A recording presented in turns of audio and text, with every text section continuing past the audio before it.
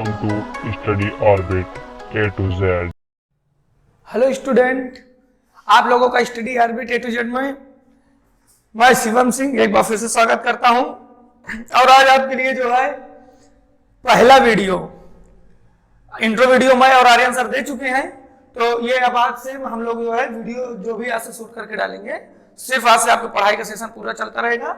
और अब हम टॉपिक वाइज टॉपिक डालते हैं। तो जैसे आज आप देख रहे होंगे मेरे व्हाइट बोर्ड में लिखा है अलजेब्रा, मतलब बीजगणित। हाँ, तो study orbit A to Z में आपको हमने बताया था कि ए टू जेड मींस सारे नॉलेज, ठीक है, मैथ, साइंस, सोशल साइंस, मतलब आप समझ लीजिए जीएस सब कुछ से संबंधित आपको हम नॉलेज देंगे। लेकिन आज मैं मैथ का चैप्टर उठाया हूँ और मैथ में मैंने एक टॉपिक लिया है बीजगणित। तो मैं आपको जो है मैथ का बीजगणित वाला पार्ट पढ़ाऊंगा और इसमें मैं आज आपको बताना चाहूंगा कि बीजगणित है क्या, अलजेब्रा है क्या, हम अलजेब्रा का इस्तेमाल किए क्यों। तो जैसे आप लोगों ने इससे पहले देखा होगा अलजेब्रा से पहले अर्थमेटिक, आप लोगों को अर्थमेटिक के विषय में बहुत सारी जानकारी दी गई होगी कि अर्थमेटिक में तो आप पूरा का पूरा नंबर सिस्टम पढ़ते हो। पूरा नंबर सिस्टम, अगर मैं नंबर सिस्टम पे बात करूं तो कम से कम 4-5 लेक्चर का वीडियो बनाऊं मैं नंबर सिस्टम में केवल। लेकिन नंबर सिस्टम पूरा अर्थमेटिक जो है नंबर सिस्टम पे बेस्ड है। और अर्थमेटिक का नॉलेज लेने के बाद जो अर्थमेटिक में आप कुछ इंट्रोडक्शन देखते हो नंबर सिस्टम का, मतलब कि डिफिनीशन, नंबर सिस्टम के आप जो डिफिनीशन देखते हो उस डिफिनीशन को जो वेरिफिकेशन होता है अर्थमेटिक में आप नंबर बाय नंबर करते हो, है ना। जैसे मैं आपको एक बात कहना चाहूं, मैं ये कह दूं कि भैया जो गिनती करने वाले नंबर होते हैं, जो गिनती करने वाले नंबर होते हैं उनको आप लोग क्या कहते हो, नेचुरल नंबर कहते हो। गिनती करने वाली संख्याओं को आप क्या कहते हो, नेचुरल नंबर कहते हो, है ना। नेचुरल नंबर कहते हो, इससे आप एन से डिनोट करते हो। प्राकृतिक संख्या हिंदी में कहते हो आप। नेचुरल नंबर को आप लोग क्या कहते हो कि ये 1 से जो है और ये इनफाइनाइट तक होता है, ठीक है। अब मैं इसी को जो डिफिनीशन दिया, मैंने ये कहा कि counting numbers are called natural number. Counting numbers are called natural number and we denote it from capital N. Okay, तो मैं ये कह दूं कि भैया ये जो एन है, ये एन क्या है, नेचुरल नंबर है। अब इसमें आपको कुछ बहुत ज्यादा जानने की, बहुत ज्यादा समझने की जरूरत नहीं, बहुत ज्यादा सोचने की नहीं, बस आपके दिमाग में टैग बन गया कि भैया हाँ ये जो एन है इसको हम नेचुरल नंबर जानेंगे। मतलब चीजें मैं वहां कुछ और बोला, लिखा कुछ और, लेकिन उसकी जगह हमने प्रयोग कुछ और किया। हमने एक अक्षर प्रयोग किया सिंबल के तौर पे। किसके तौर पे, हाँ सिंबल के तौर पे मैंने एक यहाँ पे लेटर यूज किया। तो यहाँ पे आपने जैसे सिंबल के तौर पे एन को ले लिया, ठीक है। चलिए उसके बाद हम थोड़ा बीजगणित में, तो अब बीजगणित के विषय में आप क्या बोल सकते हैं तो हम बीजगणित के विषय में ये बोल सकते हैं कि बीजगणित उस प्रकार की गणित है जो अंक गणित में दी गई सारी परिभाषाओं को बड़े छोटे से शब्दों में परिभाषित करती है, बड़े छोटे से शब्दों में परिभाषित करती है, जिसकी जगह पे हम उन नंबरों का प्रयोग न करके किसका प्रयोग कर लेते हैं, कुछ अक्षरों का प्रयोग करते हैं सिंबल के तौर पे। किसके तौर पे, सिंबल के तौर पे। और जिसे आप लोग गणित की भाषा में क्या बोलते हैं, तो ये लोग हिंदी वाले देखो क्या बोलते हैं, तो हिंदी वाले उसको बोलते हैं चर संख्या। क्या बोलते हैं, चर संख्या। और जिसे इंग्लिश वाले वेरिएबल बोलते हैं। क्या बोलते हैं, वेरिएबल। तो इस चर संख्या का इस्तेमाल हम करते हैं, लेकिन किसके स्थान पे करते हैं, तो नंबर्स के इस्तेमाल पे करते हैं। जैसे मैं अब आपको एक एग्जांपल दूंगा, देखोगे मैं वहां पे बोलूंगा कुछ, लेकिन नंबर नहीं होगा। उसकी जगह अगर हम चर संख्या मतलब वेरिएबल्स का इस्तेमाल किए तो जो वेरिएबल्स होंगे वो आपको ये चीज बढ़िया क्लियर कर देंगे कि हाँ चीजें कह क्या रहा है। आगे देखिए, जैसे मैंने आपको कहा, मैंने ये कहा कि आपने कुछ किलो सेब लिए। अरे बाप रे, कुछ किलो सेब। इधर देखिए, आपने कुछ किलो सेब लिए। थोड़ा इसको रफ कर देता तो बढ़िया आपको समझ में आएगा। देखिएगा, मैंने कह दिया कि आप कुछ किलो सेब लिए, कुछ किलो सेब लिए। पता नहीं कि हमने कितना सेब लिया, कुछ किलो हमने ले लिया। इसके लिए आपको जो पैसा देना पड़ा, जो भी आपको चुकाना पड़ा पैसा, मान लीजिए कि आपने 200 रुपीज इसके लिए चुकाया, ठीक। 200 रुपीज आपने दिया, कुछ किलो सेब लिया। अब मैं आपसे ये पूछ लूं कि 1 किलो सेब कितने का था, तो अरे बाप रे आप बेवकूफ है सर, अभी तो आप यहाँ बताया ही नहीं कि हमको हमने कितने किलो सेब लिए, तो हम कैसे ये बता पाएंगे कि 1 किलो सेब कितने का था। तो यहाँ अब आपको क्या करना पड़ेगा, किसका इस्तेमाल करना पड़ेगा, अलजेब्रा का इस्तेमाल करना पड़ेगा।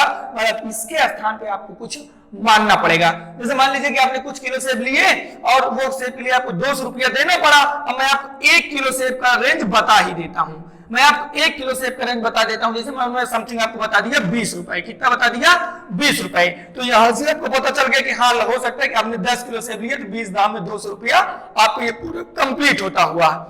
लेकिन ये कुछ किलो सेब हम पता कैसे करें? तो भैया यहाँ से आपने क्या किया, डिवाइडेशन किया, डिवाइडेशन में आपको पता चल गया ये तो अर्थमेटिक है, इसे अभी भी आप क्या कहोगे, अर्थमेटिक कहोगे। लेकिन अगर मैं बात करूं अलजेब्रा की, तब देखो वहां पे आपको क्या करना होगा, आपको यहाँ पे मानना पड़ेगा कि माना मैंने x केजी सेब लिया, कितने लिया, x केजी सेब लिया।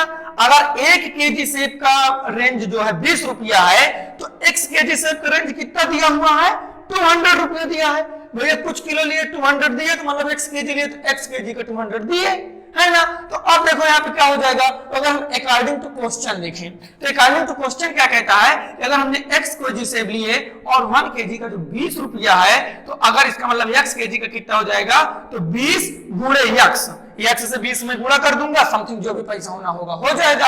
और उन्होंने इसको कंप्लीटली कितना दिया है, 200 रुपीज, तो यहाँ पे हम इक्वल करके क्या कर देंगे, 200 रुपीज हमने दिया है। अब ये आपको एक मिल गया इक्वेशन, अब आप इसे इक्वेशन की तरह सॉल्व करोगे। अब यहाँ पे देखो नंबर की जगह मैंने क्या यूज किया है, तो नंबर की जगह मैंने एक वेरिएबल यूज किया है। मतलब अब भी हम यही दे सकते हैं बीजगणित की परिभाषा कि बीजगणित इस प्रकार की गणित होती है जो अव्यक्त अंक की जगह पर व्यक्त किए गए कुछ चिन्हों के द्वारा सॉल्व की जाती है। और यहाँ तक मैं आपको अगर थोड़ा सा बीजगणित इतिहास बताना चाहूँ, थोड़ी सी हिस्ट्री में उसके जाना चाहूँ, तो आप लोग एक नाम सुनोगे, देखो थोड़ा सा मुझे भी याद नहीं आ रहा है, जैसे आप तो आर्यभट्ट का नाम सुने हो, आर्यभट्ट जी ने 0 दिया है, समथिंग समथिंग ये किया, इंडिया में इनका ये नाम चलता रहा। और एक कोई राजा थे, वो तो थे अपने आप में राजा, लेकिन बहुत बहुत बढ़िया मैथमेटिशियन थे, हाँ वराह मिहिर, उनका क्या नाम था, वराह मिहिर। अब वराह मिहिर को देखो, इन्होंने क्या कह दिया, इन्होंने इस बीज गणित को कहा है अव्यक्त गणित। बाप रे बाप, कितना बढ़िया जानते थे इंडियन मैथ, हम लोग तो अपने मैथ को भूल गए एकदम। अव्यक्त गणित, इसको क्या बोलते हैं, अव्यक्त गणित उन्होंने कहा। अव्यक्त गणित क्यों कहा, मतलब कि ऐसी गणित जिसमें कुछ नंबर्स जो होते हैं वो व्यक्त नहीं होते हैं, क्या होते हैं, अव्यक्त होते हैं, हमने अव्यक्त गणित कहा। और वराह मिहिर ने यह भी कह दिया कि अव्यक्त गणित ऐसी गणित होती है, इतनी सुगम होती है, जिसको मूर्ख से मूर्ख भी व्यक्ति भी हल कर सकता है, जिसे मूर्ख से मूर्ख व्यक्ति भी हल कर सकता है। तो यहाँ पे अगर मैं हल करूं तो भी देखिएगा x की वैल्यू क्या आएगी, 10 आएगी। अब आप तो जानते ही हो यार समीकरण कैसे हल करते हैं, नहीं जानते तो हम सब बताएंगे, हमारे चैनल में सब कुछ आपको बताया जाएगा। यहाँ पर हम ये जानते हैं भैया लिखा हुआ है 20 into x इक्वल टू 200। हम अगर ये जाने थोड़ा सा कि अब क्या करें, तो भैया हम वेरिएबल्स को एक साइड रखते हैं, नंबर्स को एक साइड रखते हैं। तो हम वेरिएबल्स को अभी लेफ्ट में रखते हैं और नंबर्स को जो है राइट में भेज देता हूं। तो मैंने यहाँ पे इसको रखा, नंबर को जब हम भेजते हैं तो देखो जो नंबर हमारे पास होता है वो नंबर इस साइड हमारे पास जिस भी सिंबल के साथ होगा उस सिंबल का अपोजिट हमको उस साइड लिखना होता है। जैसे मान लो अगर इस तरफ हमारे पास रूट है तो उधर जाएगा तो क्या हो जाता है, स्क्वायर हो जाता है, क्या हो जाता है, स्क्वायर हो जाता है। इधर प्लस है तो इधर क्या हो जाता है, माइनस हो जाता है। इधर माइनस है तो इधर क्या हो जाएगा, प्लस हो जाएगा। इसी तरह अगर इधर मल्टीप्लाई है इधर डिवाइडेशन बन जाता है। तो इसका मतलब ये जो 20 है अगर उस साइड भेजूंगा तो क्या हो जाएगा, क्या हो जाएगा, डिवाइडेशन हो जाएगा। तो ये आपका हो जाएगा x इक्वल टू 200/20 और डिवाइडेशन तो आपको आता ही है। अगर इसका आंसर आपको पता होगा तो कमेंट बॉक्स में अवश्य कमेंट करके बताइएगा। बाकी आंसर तो 10 आएगा, लेकिन कैसे आप लोग करके थोड़ा मेहनत करिए आप लोग भी। आगे देखिए, ये बात रही बीजगणित की। तो अब बीजगणित में बहुत सारी बातें कही जा सकती है। जैसे मान लो कि मैं जिस रूम में पढ़ा रहा हूँ, ये रूम को मैं देख पा रहा हूँ कि एक प्रकार का क्यूबाइड है, ये रूम क्यूबाइड है। अभी मुझे इस क्यूबाइड का वॉल्यूम नहीं पता, हाँ मुझे इस क्यूबाइड का वॉल्यूम नहीं पता क्योंकि मैंने इसके जो कोर है उस कोर की लेंथ का मेजरमेंट किया ही नहीं। मैं क्या करूंगा, लेंथ का मेजरमेंट नहीं किया, क्यूबाइड है। हम ये जानते हैं कि भैया जो क्यूबाइड होता है उस क्यूबाइड का लेंथ, ब्रेथ और हाइट तीनों अलग अलग होते हैं। तो हमको नहीं पता तो किसका इस्तेमाल करेंगे, बीजगणित का इस्तेमाल करेंगे, काम हमारा हो जाएगा, हम इसका आयतन जान लेंगे।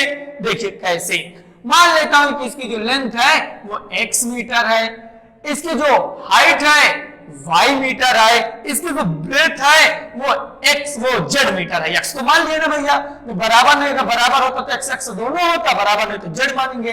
इसको हमने मान लिया z मीटर है। अब हम ये जानते हैं कि किसी क्यूबाइड का जो वॉल्यूम होता है, क्यूबाइड का जो वॉल्यूम होता है वो होता है लेंथ गुणे ब्रेथ गुणे हाइट। लेंथ हमारे पास क्या है x, ब्रेथ हमारे पास क्या है y और हाइट हमारे पास क्या है z।